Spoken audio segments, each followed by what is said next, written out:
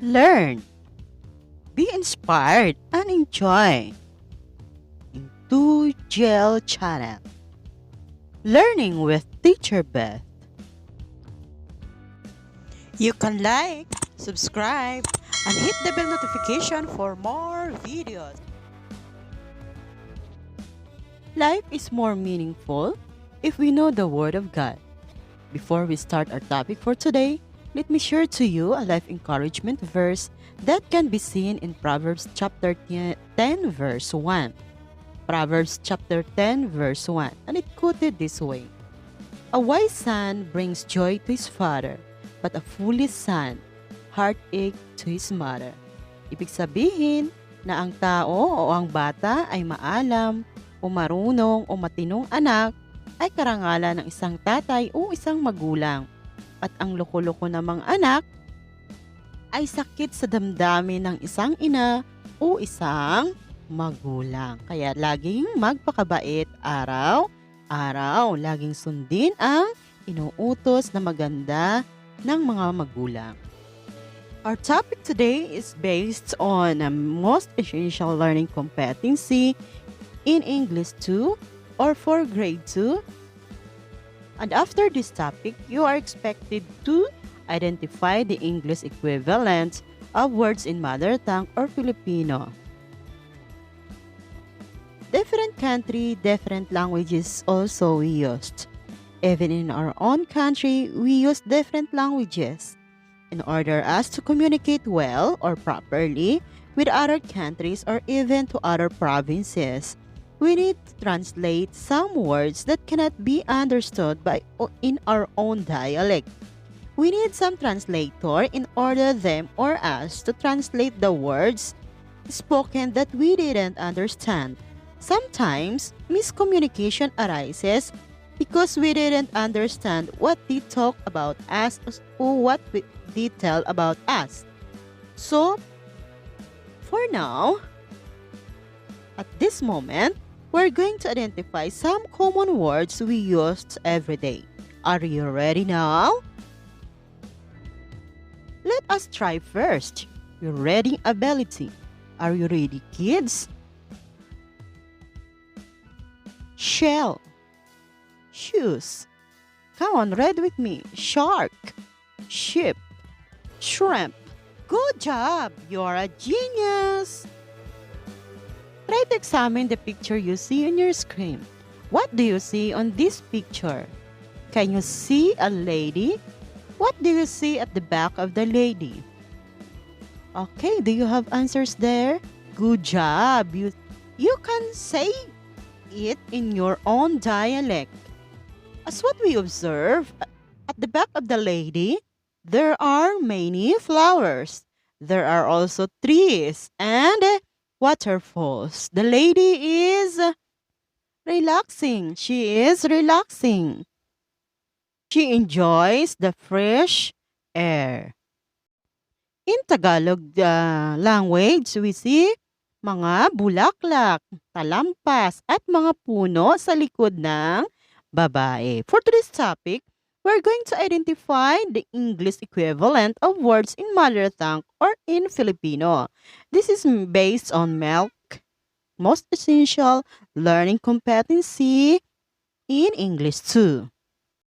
For today's topic, I just choose some words that can be used every day. Example of these words are grapes. In Tagalog, ubas. Kumakain ba kayo ng ubas? Do you eat grapes? Next, handsome. In Tagalog, pugi. Are you pugi? Are you handsome? Yes. Next, rainbow.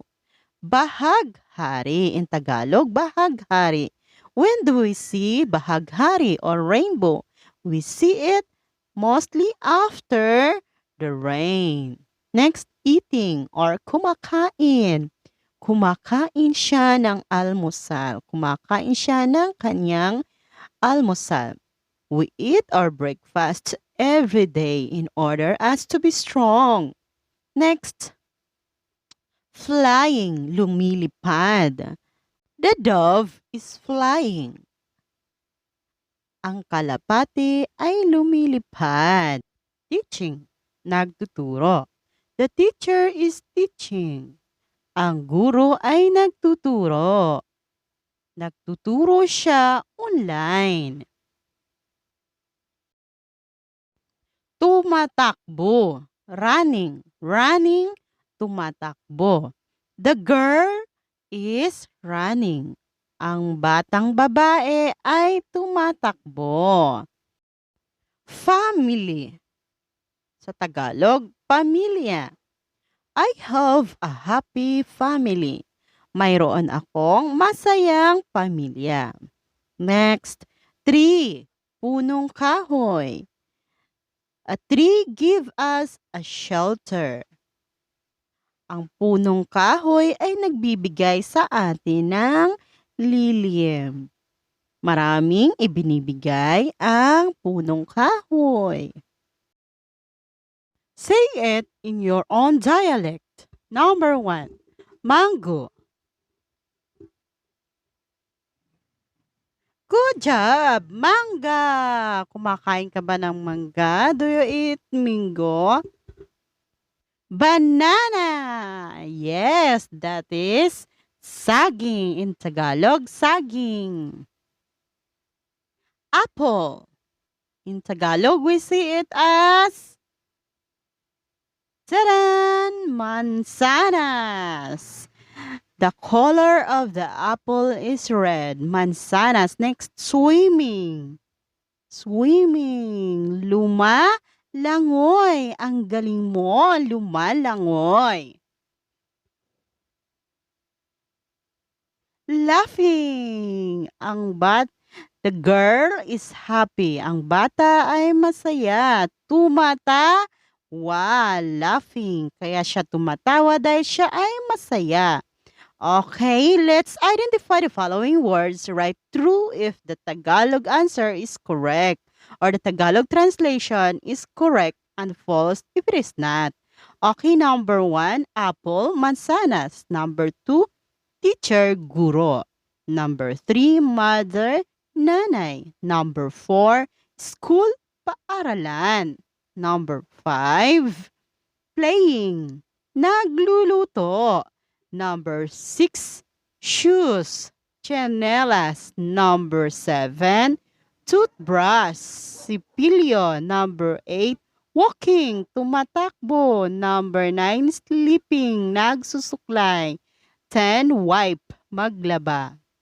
Okay, let's see your answers. The answers are... And now this is time you ask your parents if your answers are correct. Continue watching. God bless, kids. Hope you will learn our topic today. God bless. God bless. Look at the answers at the end. Thank you.